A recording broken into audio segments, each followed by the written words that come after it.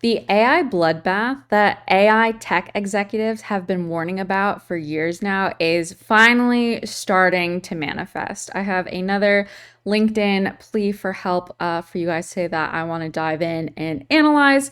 In previous ones I've covered, I've talked a lot about how women are going to be at the forefront of technological job displacements.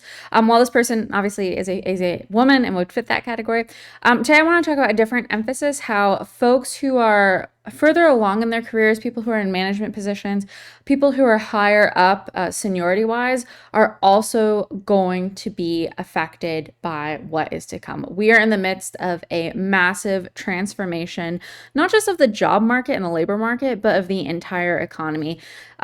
Corporate executives have a mandate now not to just adopt AI for the sake of adopting AI, not to just automate workflows and processes to get rid of workers. Their job is to provide the maximum return on shareholder value. So we've had this progression in the US over the past, I'd say like 50, 60 years, where we went from an economy that was predicated on what some people call stakeholder or paternalist capitalism, where you worked at a company, you were loyal to that company. In exchange for your loyalty, the company often took care of you for life. So that's why boomers typically had careers for the entirety of their lives. You would get a job right out of high school or right out of college, and you'd work there for the next 40 years. A lot of these companies were based in their communities, so they had equity in the places that they operated in. So it was a very different environment. In the 70s, starting in the late 60s, but definitely in the 70s and the 80s, the economy changed. It went from this, like I said, stakeholder paternalist version of capitalism to more of shareholder capitalism. So instead of being responsible to the employees that you own, because keep in mind, we were producing stuff at this time. So happy employees and content employees meant they were high producers. So there was an incentive by management and by corporate owners to provide good benefits, to provide high pay, to make it possible to have a middle-class lifestyle, because the workers were your biggest asset. Obviously, things have changed since then. But in the 60s, 70s, and 80s, everything started to shift towards shareholder capitalism. So because of changes in the economy, changes in capital markets, new competition from recovered economies in Europe, particularly Germany, and in Japan, the business landscape changed. So with high interest rates, companies couldn't just go and get loans anymore. It wasn't prudent for them to do so. So they started seeking out investment and capital from private investors. So in the past, not everyone was a shareholder, not everyone bought stock in companies, but then all of a sudden you had businesses who were starting to seek out private investors more and more to provide capital to fund their businesses. And so this was kind of a shareholder revolution. And you saw a transition where instead of caring about what the employees wanted, suddenly chief executives were mandated to care about what the shareholders wanted. And this permeated across boardrooms in America. This wasn't just a localized incident. And in fact, it started being taught in MBA programs across the country as well. So people who aspired to be chief executives that were training for that career path were learning this in the 80s and the 90s in their MBA programs. Milton Friedman, I think, is a good economist to look to for this transition. He definitely called out this change and was probably one of the most pivotal thought leaders in this. So that's kind of like the world we've been living in since then, where shareholders really had primacy over workers. And of course, the nature of shareholders themselves has changed over the past couple of decades. So, in the 80s and then the 90s, you started seeing individual investors, so individual shareholders who wanted just a return on their investments. They wanted dividend payments. They wanted a portion of the profits returned back to them. There was that type of investor. But obviously, since the tech revolution and then the dot-com revolution of the 2000s and 2010s, that has since shifted more towards venture capital and people who are betting on unicorns. They don't just want a dividend return. They want, a high multiple on their original investment. And so this is the landscape that we have all been operating in. It's one of the reasons why wages have decoupled from productivity and why all of us have been suffering under stagnant wages. It's because of how the relationship between capital and business changed, and that changed the relationship between companies and management and workers. So we're living through the ramifications of that. But this system is about to come undone yet again because of the role AI and automation is playing in businesses and in corporate culture. So now it's not even just enough to produce a high multiple on a return.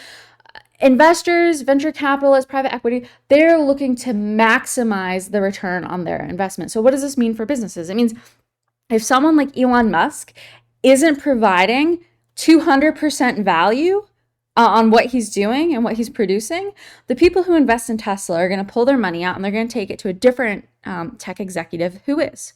So it's not even just that, companies like Tesla isn't just competing with Rivian, right? Like you're not just competing for market share anymore. It's that investors, specifically, private equity and venture capital and all these big hedge funds, they are competing against other firms, so other companies, maybe in different industries, but firms that are providing a maximum return on their investment. So a lot of these companies, a lot of these firms are starting to invest, well, have already been. They've been investing in AI for quite some time now, AI and robotics, because this is a massive financial windfall. And whoever wins, whoever gets AGI, whoever solves, the gene editing stuff and life science and like engineering, like bioengineering stuff, whoever develops, the best robot, like there is going to be a huge windfall for those people. And so capital is flooding to companies that are working towards this. And you can see the capital flows inside, in and around Silicon Valley right now. It's if you don't have an artificial intelligence component to your business, if you're not developing robotics, if you're not at the forefront of defense, or if you're not in the life sciences developing a promising new technology there's no funding for you, right? Like the average SaaS, software as a service product, the average person developing that product, those startups aren't getting they're not getting funded right now. So we're living in a massive transformation in the economy. It's not just AI, but all of this transformation is affecting all of us the same, right? In much the same way that deindustrialization and the transition from, like I said, shareholder or stakeholder paternalist capitalism to shareholder capitalism led to loss of manufacturing jobs. We are now seeing a loss of white collar jobs, and some are being automated. Yes, through artificial intelligence and some programs that can do that. Some of it is being outsourced. So you've probably been following the H-1B visa conversation that's been happening. Marjorie Taylor Greene is proposing legislation to end the program because it's becoming abundantly clear that employers are abusing the H-1B program to employ foreign workers, predominantly in the tech sector. It's Indian workers, at a rate far lower than what American workers are getting paid. So there's that component. There's also offshoring of American jobs to places like India, to places like the Philippines, where again, you can pay skilled technical labor. Microsoft is doing this, for example. You can pay skilled technical labor for a fraction of the price of what you're going to pay for here in the United States. So there's this effort to get rid of human capital and the cost of human capital so that companies can leverage and free up more of their own capital on their balance sheets to invest and to provide maximum return on shareholder value. And so that's what's happening. We're seeing losses of jobs. And part of this is just like kind of boring. It's kind of boring stuff, to be totally honest with you. But part of it is just like restructuring, and you're seeing this at Amazon. Verizon just announced its largest layoff in history. You're seeing companies that are reorganizing, restructuring, flattening, delayering. All of this is coded language for they are getting rid of corporate bureaucratic bloat, bullshit jobs that have been costing those companies way too much money. And because of the paradigm shift where executives have to provide the maximum return on investment possible, they need to get these jobs off their books as quickly as possible, because we're in this like Goldilocks window of time right now where people are racing to build these new technologies. Incumbents are trying to protect market share, and just things are moving really quickly. And so if companies want to maintain their customers and their competitive advantage, and they want to maintain capital flows. Like they need to move very quickly. And so this is why you're starting to see an uptick in this. It's not just that AI is taking people's jobs. And I hope I make that very clear. Like I think everyone thinks like, oh, all these companies are just like, we're gonna, onboard Claude, or we're gonna onboard ChatGPT, and it's just gonna do all the jobs for us. No, I think people understand like that's not fully what's happening. There's an entire business culture shift and an economic paradigm shift that's happening right now. And as a result, people are beginning to lose jobs en masse. But the thing is, this has been going on now for a couple years, but because people, I think, have been holding out hope that they could just find new jobs, that things would come around. I think that delusion, I think people are really starting to realize like there really aren't jobs out there for them. What they think was out there wasn't. So the first wave of these layoffs, I would say, probably started, right after COVID. So companies realized they had overhired. We're trying to get rid of people as quickly as possible. So, 2022, 2023, 2024, you saw layoffs. And now those people haven't found replacement jobs. And this is a really great example. This woman here talks about that. She talks about how she's been looking for jobs for the last 2 years now and hasn't been able to find anything. So you're seeing the first wave of people who got laid off, who aren't finding jobs. And now, if you've been paying attention to the news, there's all these announcements of other mass layoffs. Like I said, Verizon, UPS this year had a lot of layoffs, Amazon, so some really big ones. Target, for the first time in a really long time, had corporate layoffs. I think Walmart did earlier this year as well. So now we're seeing the second wave, and this is just going to build. It's going to compound because there just aren't enough jobs, especially where these people are looking for their jobs to be. But I think a group of people that is going to be impacted tremendously by this are people I would consider like mid-management, more senior level, your boomers who haven't retired yet, or your Gen Xers who are on the cusp of retirement. People who are, I would say, in their mid to late 40s, 50s, workers who, if you're a corporate executive and you have the choice between, say, a more tech savvy, 32-year-old and a potentially less tech savvy but more expensive, just because of by nature of seniority, Gen Xer, someone in their, say, someone 49, 50 years old, you're going to pick the 32-year-old, right? Because they're kind of in that sweet spot. They've been around enough, so you don't have to babysit them like you would someone who's fresh out of college, a Gen Zer. They're gonna work hard to maintain their career, their job, right? Because if you're in that age range, you probably have a young family, probably have kids. You really need to work hard and hustle. So there's more juice to squeeze there than there is for someone who's kind of coasting until the end of their career. So I think people who are in mid-management positions, people who are towards the end of, within probably, I'd say, 10 to 15 years left of their careers, I think they are going to suffer tremendously. So let's dive into her post here. So she says, this is urgent. This is a cry for help. She's facing foreclosure and homelessness because she doesn't have viable employment. She's been trying not to post this on LinkedIn, but I think people are starting to get desperate and they really don't know what to do. So they're turning to social media. And unfortunately, LinkedIn has been framed and marketed as this like professional social networking tool, but it really isn't. It really isn't. Maybe you've had better luck on LinkedIn finding work. I found one job once on LinkedIn, but it's really more like the white collar person's version of Facebook. It's like a place where people just not walk around, but they just like boast. It's where people go to boast and to gloat, but in a professional way. So it's not as like conspiratorial as Facebook, right? But it's not necessarily like a fun place to hang around either. You're just, constantly seeing people's achievements and they're only like showcasing the wonderful things they're accomplishing. You never see like the actual real people and their real struggles. So people are starting to post stuff like this because it does gain traction. I share posts about like running on LinkedIn occasionally, and that stuff gets far more traction than professional posts I make. So, anyways, so she is reaching out to her LinkedIn network. She is desperate. She says she's applied relentlessly for 2 years with no serious screenings from hiring managers, only auto rejections, and ghosting from a variety of recruiters. So this is happening. There aren't as many jobs in the labor market that are available. Like the supply just doesn't match demand right now. There's myriad reasons for this. A lot of times companies will keep a pipeline open because they want to keep their bench deep and they want to have a pool to draw from. So companies like Amazon, for example, will have job listings that are constantly open, and then it'll create the illusion that they're actually hiring when they're not.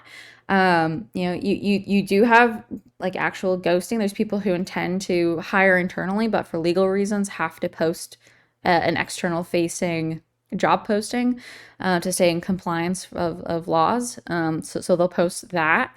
And then things change, like but budget stuff changes, people lose funding. I worked with a young woman who she was a couple years older than me, but she had also wanted to work for the CIA. So I wanted to work for the CIA. She did as well.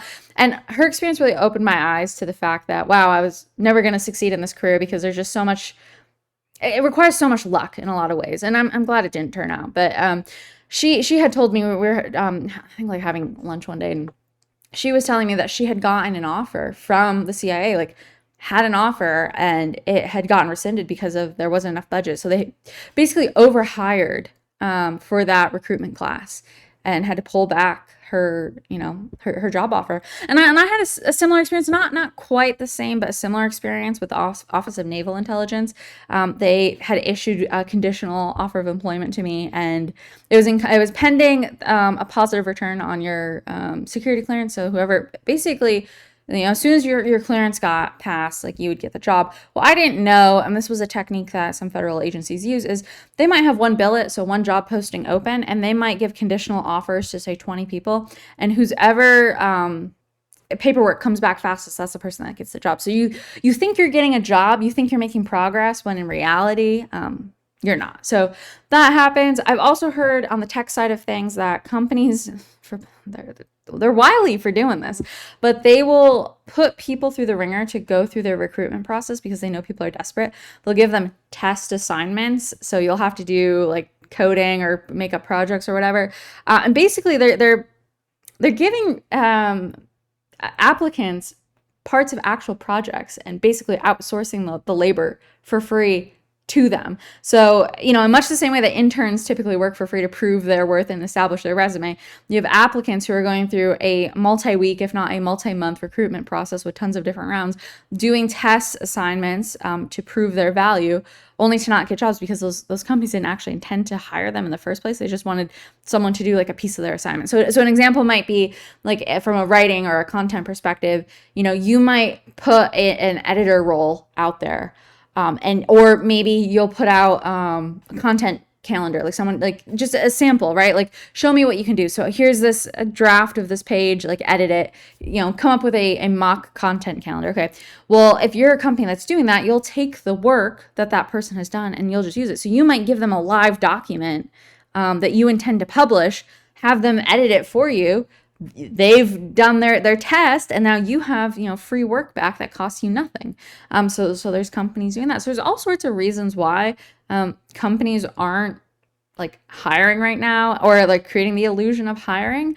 The issue I have is, at some point you have to recognize a spade is a spade and like stop applying. Like the juice clearly isn't worth the squeeze. And this isn't the first person who's talked about this. There's dozens of YouTube videos of people talking about this, where they'll apply to hundreds, if not thousands of positions, and they'll only get like one or two phone calls back, right? So like, if you're thinking of it from a sales perspective, like that conversion rate is just horrible. But people keep applying to jobs, they keep tailoring their resumes, they keep submitting bespoke applications expecting a different result. And in reality, you're just submitting something to an applicant tracking system. If you don't check the right boxes, you're not going to make it pass. If you don't have the right keywords, you're not going to make it pass. And even if you do make it pass, there might not be a job that they're actually hiring for anyway. So I think people have to change how they go about looking for work and applying for work. And doing this for 2 years, while I'm sympathetic to the fact that she's facing foreclosure and homelessness, like if you've been doing this for 2 years and you have not seen a change, there has not been any sort of result, like maybe something's not working. Maybe you gotta try something different. And so, this is kind of the sad part of what's happening right now. But the people who aren't adapting, they are the ones who are going to fall through the cracks, and they are the ones who are going to get left behind. So that's so she talks about that here. She also talks about living in a rural area, and so she needs a program manager role. I looked at her profile. It says she lives in Sarasota, Florida. If you're in Florida, like, let me know if that's remote. I don't know that I would consider Sarasota remote. It seems within like a reasonable commuting distance to Tampa. I think I looked, it was like 60 miles. So obviously, like, traffic might suck, sure. But if you're really that desperate, like, you'll take what you can get. But I'm also wondering, so I'm also wondering too, because she said she needs a remote program manager role. So I'm wondering, like, how much of it is not necessarily wanting to look within a commuting area, but also needing this specific role. And this is why I think mid-career or closer to end of career folks are going to be most impacted. So I was looking at her experience. She has a ton of experience. She doesn't have a date when she graduated, but if you go through, this is something I typically do on LinkedIn. You go through to the bottom. So her first job was at Computer Science Corporation in 1999. So I'm gonna bet she probably graduated college somewhere in the late 90s. So definitely a Gen Xer. So she has a ton of experience, and she has a ton of good experience. Like, this is good stuff. It's not like she's not skilled. Like, this is, what you would expect from a high performing project manager and program manager. So it's not like she's I would, a bad employee. Again, I don't know her, so I can't speak to her work ethic, but just looking at some of the companies she's worked for, Verizon, Anthem, it looks like she has her PMI, or probably her PMP if she did PMI stuff. Fiserv, which is a major vendor for financial institutions. They process payments and that kind of stuff. Workday, which is a pretty big, HR, tech company. Microsoft. And then it looks like she's been doing just healthcare stuff for Aetna since being laid off. So her last job was at Microsoft. So she was impacted, like I said, by those tech layoffs in the 2022, 2023 period. So she has a good resume. Like, there's nothing fundamentally wrong with her resume. The issue is this stuff, program management, really isn't, it's not really in demand anymore. It's stuff you can do with, you can do with the assistance of ChatGPT. So this might be an example of something where you're not able, where AI is definitely going to be displacing you. But I don't know where she's been looking, but I raise this because if you kind of box yourself into specific roles and specific positions, so if you've only worked with tech companies before, or B2B, like SaaS companies like she has, and if you're accustomed to remote, you're accustomed to the salary level that those companies are paying, I'm sure, Microsoft probably paid well, then you're looking for comparable salaries and comparable roles. So it's not that the jobs don't exist, it's that the job she's probably looking for doesn't exist. The remote tech company paying a good salary, like, those are getting weeded out for all the reasons I said before, with the imperative for these companies to now provide the maximum return on shareholder value. So program manager roles certainly do exist. A great example would be construction, right? Like, construction companies need program managers all the time. Local companies, local bank, for example, some of these skills are definitely transferable. So it's not like she can't, it's not like it's impossible for her to find a job in her general location, and with her skill set and her experience. It's just, she's not going to find the cushy, comfortable remote tech job that she's used to. And so she says she's tried everything. She's revamped her resume, tailored it for specific roles, networked, going to job fairs, and more. Again, I don't know how much, though. Like, has she gone out to different industries? So is she if you're only networking within your network, you're only going to get jobs that your network can provide you. And this is one of the reasons why I left Washington, D.C. and defense contracting. There's a ton of reasons why I left, but this was a contributing factor because I had gotten pigeonholed into a defense contracting role. And so all my jobs were kind of support jobs, support to the government. Really, like, treated like a second-class citizen, to be honest. It really sucked, not a good environment. But because all of my professional contacts that I had been developing were in that realm. And I didn't come to DC with a large Rolodex and social capital to spend. It was going to be really hard for me to break out of that. Unless, like, became an intern on Capitol Hill, for example, which wasn't financially possible. So unless I wanted to continue working soul sucking desk jobs in windowless offices, doing, bullshit program management stuff like this for government contracts, like, unless I want to keep doing that, there weren't really going to be other options for me. And so, in some ways, like, your network can be your advantage and can be like valuable, but it's only if it's diversified. If you don't have a diverse network, if your network is only within your career field and only within like your general geographic location, like it's going to be hard for you to find opportunities beyond that. So she might not even know what's out there just because she's limited by her network. And of course, she talks about how she's built her career and her credentials. She's been a leader, volunteering, and all that kind of stuff. That's good stuff. It's not like it's bad stuff. It's just, it's not enough anymore. That's not enough. So she says she doesn't have a family. She has zero savings. So this is a big one. I've talked about this in other videos. And again, not like picking on her for being a woman, but this, kind of blends into it. And if it's true that she has no family, she has no husband and no children, and no close relatives nearby, this kind of proves the point I've been making with feminist childless cat ladies. Is you have all these women who did this. They spent decades getting the credentials, building the career, and for what? To end up in this situation when you're on the cusp of homelessness, because the tides have turned, the economy has shifted, you haven't really adapted. You're still trying to find a job using strategies and tools and methods that are no longer relevant in the new economy that's emerged. And you have nothing to fall back on. You have nothing. And so this is what is going to happen to millions of white collar women across the country, because they do work bullshit jobs like this. And there's, a lot of the stuff I did in the government was like project management kind of stuff. And I can tell you it was just mind numbing how dumb it was, because it really was bullshit. You're just copying and pasting stuff on a screen. You're not adding any actual value. So yeah, just because you have a Microsoft credential next to your name, doesn't mean you're actually valuable in the economy. And a lot of workers don't understand that, and especially people who have worked in tech. You see it all the time. You see it, people, they're ex Meta, ex Netflix, ex this, ex that. They latch on to the being an alumni of a particular company in much the same way people rely on being alumni of particular higher education institutions, particular colleges. That they latch onto this as if it's like some sort of like stamp of approval or seal of approval that they can leverage in the labor market to get a job. And for a while that did work, right? It did work in tech. You could be like, hey, yeah, I used to work at Microsoft. Here's how, here I can prove that I'm a good worker. But now that the economy has changed and these tech companies are no longer looking for high cost American college educated workers, that really doesn't help you anymore.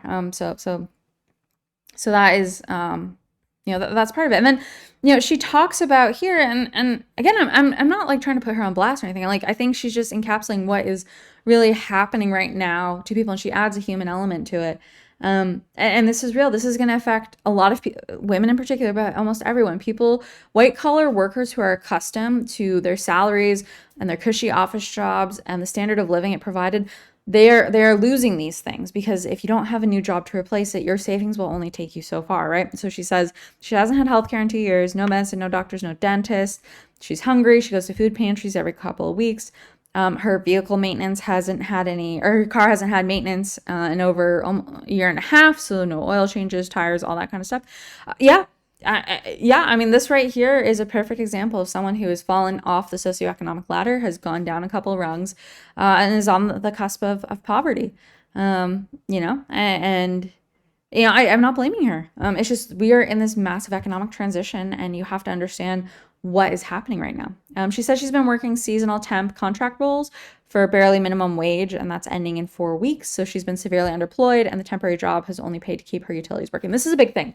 This is a big thing that is going to happen. So, I've talked about job losses. People are going to lose jobs, especially, higher cost workers and particularly women who work white collar women who work bullshit jobs.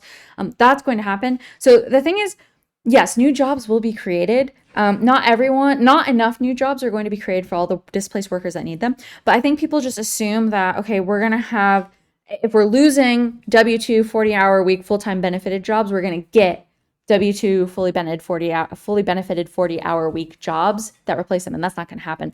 We're going to see the gigification of the white collar economy. We've already seen this in the service sector, right? So like Uber provided the framework for this that has dramatically changed how people work in the service economy, right? And so this is happening in the white collar economy. And this is, again, something I experienced in Washington, D.C. All of my jobs were contract jobs. So my employment was incumbent on my employer winning recompetes with the government for that funding. So if they lost the contract, then my company lost their funding to keep me employed. So unsurprisingly, 2 out of the 3 federal contracts I was on, that happened, where the company I worked for lost the contract, and then my team was dissolved, and I lost my job, right? And because of how that works, like you're not given a pink slip, right? You're not laid off, so you can't just go get unemployment insurance. Like that's not how it works. And so we're going to see the gigification of the white collar economy. So then whatever new jobs that are emerging, they're going to be this. They're going to be some temporary seasonal jobs, lower paying, because it's going to be a race to the bottom in wages, because you're going to have an overabundance and oversupply of white collar workers who are willing to do just about anything just to pay their bills, right? So you're going to see a race to the bottom in wages, and you're going to see an increase in freelancing, right? An increase in just decentralizing and outsourcing work to people like her, people who want to work remote, are looking for specific conditions, and are willing to make that trade-off. And I did this, right? Like I did a lot of freelance writing for the past couple of years until that too dried up. So I've experienced just what she's experienced. And part of I had the opportunity to become like fully remote for one of the publications I worked with. But part of the reason why I didn't do that is, one, it didn't pay very well. But two, it would require me to surrender editorial control over anything I produce. So anything I wrote, and if I did video commentary at the time, like anything I published under my own name, under myself, I would have to get approval from the company before publishing it. And I was not willing to do that. And so for me, like, I value the ability to work from anywhere, to have a flexible schedule. And so that's the trade-off I've made is, okay, W-2 office job, not going to really work for me. Any sort of W-2 job where I have to get permission from a company to do things, like that's not going to work for me. So that's a trade-off I've accepted and I'm, willing to make. And there's a lot of other workers who have come to the same conclusion as well. So these workers are working contract roles, and companies who are, again, eager to get workers off their books, instead of hiring a W-2 40-hour a week full-time employee they have to pay benefits to, instead of hiring them to sit at their desk for, 30 hours a week doing nothing, I think companies now are restructuring work around projects and around tasks that you can field out to freelancers or to independent gig workers and independent contractors who you don't have to pay overhead to, who you can negotiate wages down with, and who will be willing to work in conditions where they bear the bulk of the burden of the cost of the employment on their own shoulders rather than the company, because they value the freedom and the work arrangement that they've set up. So there's a lot of reasons for this, but I think we're going to see an increased gigification of this type of work. So it's not a surprise that she's been working temporary contract roles. Okay, so she says she's facing foreclosure and she needs viable employment immediately.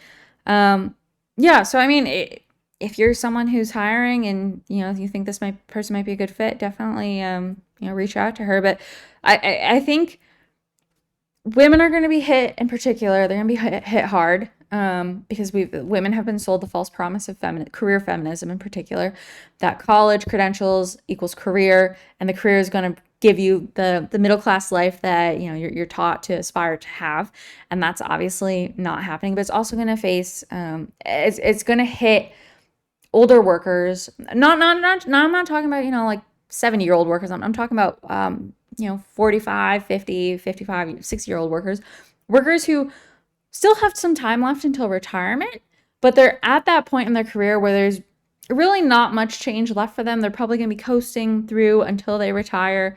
They're at the higher end of the salary range, so they're gonna be in a senior position. Maybe they'll have some subordinates. Maybe they won't. It can depend. I don't know if this woman ever had management experience in her position, but they're gonna command a higher salary because that's what they're accustomed to. That's what their seniority entails. And so companies are gonna be looking at this and they're being like, okay, well, this person's gonna need going to retire in a few years anyways, 5, 10, 15 years. They're costing a lot. Maybe they're producing, but if they're in a mid-management role and part of the bureaucratic bloat, maybe they're not, right? And so who knows? I don't know like how productive this individual was, but this is how companies are looking at things right now. This is happening across the board. So it's important to pay attention to this and tune in to what's happening. Look at the people who got laid off like her in 2022, 2023, 2024. Look where they're at now, okay? Then look at the people who are getting laid off now. Pay attention to the companies laying them off, the reasons for the layoffs. And I think you'll start seeing the same trend I've been seeing where this is the white collar bloodbath that folks like Dario Amodei from Anthropic have been talking about. And I think it's only going to get worse because it's not just this cohort of people. It's all sorts of different people who are going to be impacted as well. And oh, by the way, I know a lot of you watching are, tradesmen and blue collar guys. Don't think that this won't affect you. I know in previous videos I've made, there's been a lot of gloating in the comments about it's time for women to get a taste of their own medicine, that kind of thing. Yeah, okay, there might be, some truth to that, sure. But this is going to come back and hurt all of us too, because look at what she said. She hasn't gone to a doctor. She hasn't gone to get medicine. She hasn't gone to the dentist. She's not going to the grocery store. She's going to food pantries, and her car hasn't gotten maintenance, okay? So that means she's not spending money in the economy, okay? So if you're a plumber, for example, and you service women like this, if they don't have money to spend on fixing their leaky faucets, they're not going to call you, okay? Or if not even just women, if it's someone who has an issue that during good times they might outsource, during lean times, during hard times, they might watch a YouTube tutorial and fix it themselves and get some duct tape out. So really pay attention to this because this is going to trickle down. And this is going to affect people who I consider downstream workers. So people who are downstream of the white collar economy, people who provide services to white collar workers. So if white collar workers lose their jobs en masse, they're going to stop spending in the economy. That is going to lead to greater contraction, right? So it's going to affect all of us, not just these women. So I would be wise not to cheer on their demise because it's going to come back and bite all of us in the butt pretty soon. So keep paying attention to this.